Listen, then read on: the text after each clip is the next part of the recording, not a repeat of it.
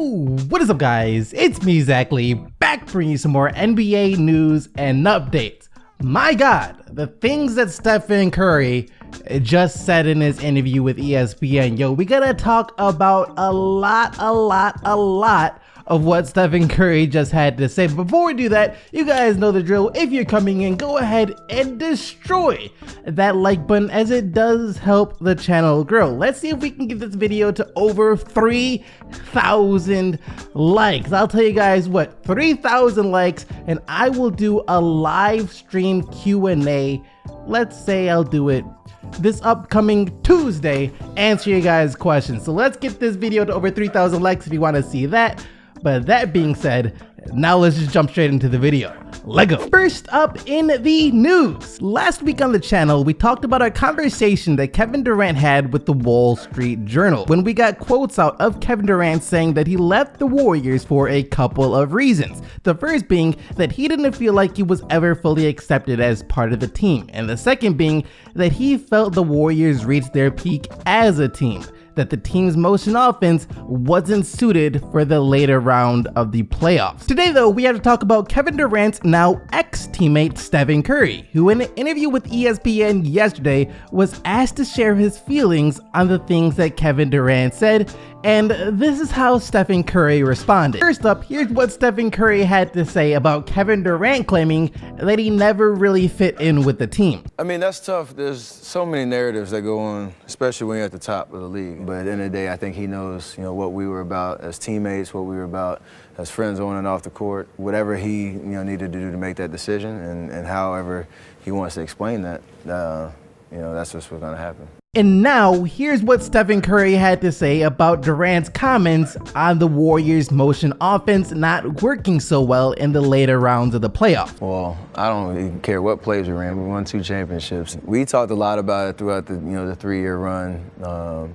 The word sacrifice in terms of, playing a little bit differently than we all had been accustomed to over the years. We all want to play iso ball at the end of the day, at some way, shape, or form, but I'd rather have some championships too. And after this interview went live, it of course took off. Look, it already has over 1 million views on YouTube and has the entire NBA community once again claiming that Kevin Durant is simply too soft. Not only that though, the good people over at ESPN took this little bit of controversy between Curry and Durant and added another element to the mix, as Stephen A. Smith said that he believes another big reason that Durant left the Warriors was because he did not like the head coach of the Warriors, Steve Kerr. Take a listen to what he said. In the key match, KD's, and nobody talks about this, KD's relationship with Steve Kerr was not good.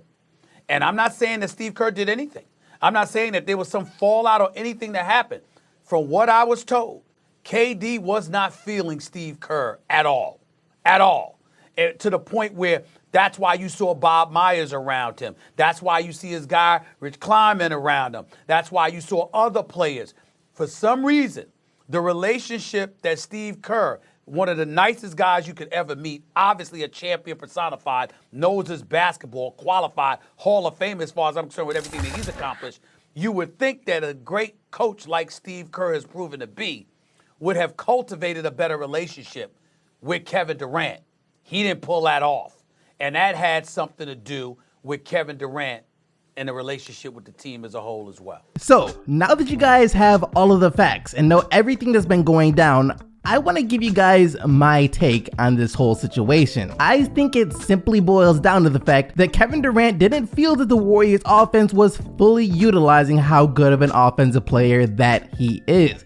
He wants to be the guy that takes over games down the stretch, and we saw this at times with Durant during his stretch with the Warriors. The first time when he and Draymond got into it after Durant clearly didn't want to follow the coach's orders of running the motion offense and instead pulled up for a 3-pointer over Zach Randolph. And then again at the end of another game when he was calling for the ball from Draymond and was ticked off when he didn't get it. Those are 2 examples off the top of my head that align with the whole notion of Durant preferring a more ISO heavy offense as opposed to the motion offense in the Warriors.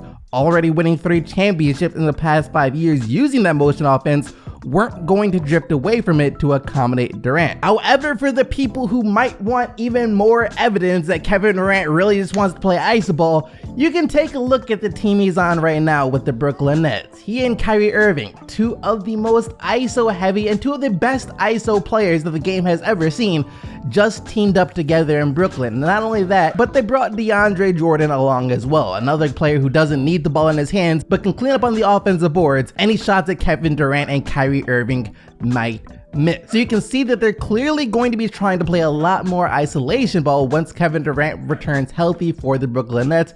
And yeah, like I said, that's all that this boils down to. Kevin Durant wants to play ISO, the Warriors don't want to play ISO, so it only made sense for Kevin Durant to eventually leave the Golden State Warriors. I don't think this is about beef or bad blood between Kerr, or Durant. Is just a matter of Durant and the Warriors having two completely different philosophies on how offense in the NBA should be ran. Next up in the news, we're not quite done talking about this Stephen Curry interview just yet. While a lot of people got distracted about what Curry said in regard to Kevin Durant, I think he also brought up a few more interesting talking points in his interview as well, when he was talking about what we can expect from both himself and the Golden State Warriors this upcoming season. As after 5 years of being this massive juggernaut in the NBA world, the Warriors are now viewed as underdogs once again. The hype train for Golden State has officially died down. Anyways, this is what Stephen Curry had to say when he was asked for his expectations or his view on the Warriors' upcoming season now that they are once again underdogs in the NBA. It's weird because obviously, like you say, we've got banners and looking up, the memories of our organization. On the heels of 5 straight finals, we're still hungry. We're still capable of winning a championship, and it's going to look different. But our culture and our DNA remains the same. I think we really need to stop sleeping on the Golden State Warriors. The signing of D'Angelo Russell is huge. It gives Golden State the extra firepower that they will need alongside Curry until Thompson returns. And when Thompson does return, then the Warriors are once again back to having a 4 all-star lineup. Because yes, Draymond Green is an all-star player. You can hate him as a player or even as a person, but the achievements speak for themselves. However, that being said, we're still not quite done talking about this Stephen Curry interview, as the biggest talking point of this entire interview that no one has mentioned yet is the fact that Stephen Curry pretty much admitted that he wants to win the MVP award again this year. Take a listen. I want to be smart about what I'm doing. At the end of the day, winning an MVP would be special, and it's something that I've experienced before and would love to experience again. You've experienced it before twice. Yeah, I would love to push the envelope and push the limits a little bit. That right there should be very scary to the rest of the NBA. Steph took a backseat to Durant when he was there and never thought twice about giving up some of his shots or touches in order to help the team get better. But now this year, Stephen Curry is going to be the be-all and all once again for Golden State. And this is still the same exact player who just a couple of years ago averaged over 30 points per game on 50, 40, 90 shooting percentages. I still don't think some people understand just how hard that is to do, how absolutely bonkers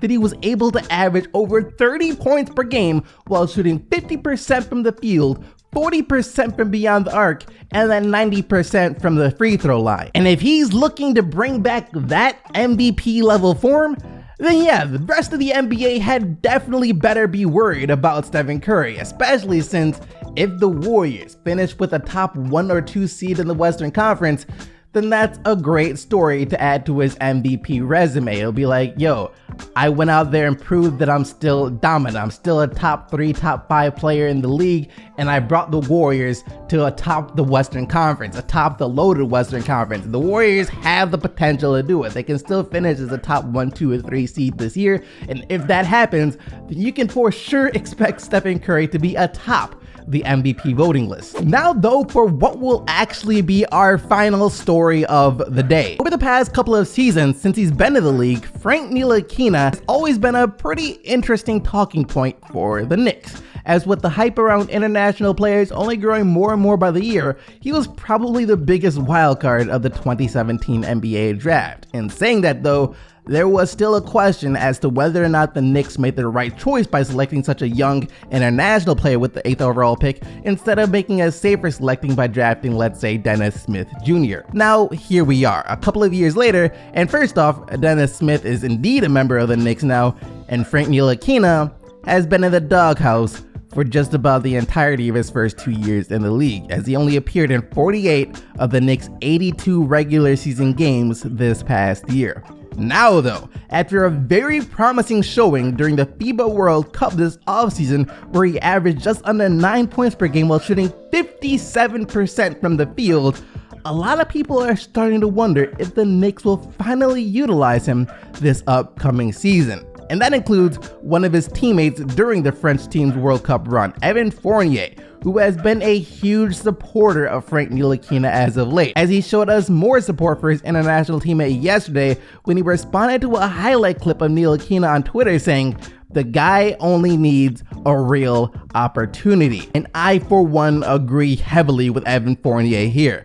Even when Ntilikina did get some burn during the regular season, it typically wasn't for very long, and he wasn't given much freedom or room to learn to grow as a player either. And there has been talks in the past of the Knicks possibly trading Ntilikina away. And if he doesn't start getting playing time on the Knicks this year, then this could be the year that a trade actually gets done. And any team that trades for Ntilikina, if they're willing to work with him and truly give him the time he needs on the court to grow as a player, will come out of that trade with the Knicks as a huge winner. The kid has massive amounts of upside and is still only 21 years old. That's going to do it for today though, guys. Let me know what you think about all of this stuff that we had to talk about down in the comment section below. Do you think Stephen Curry could win MVP this year? What are the Warriors' odds at taking home a championship? Because it'd be crazy if they won this year after losing it last year, and then after losing Durant and everyone writing them off too. So let me know all of that down in the comment section below.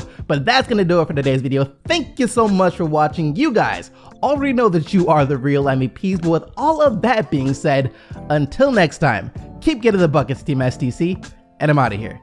Peace!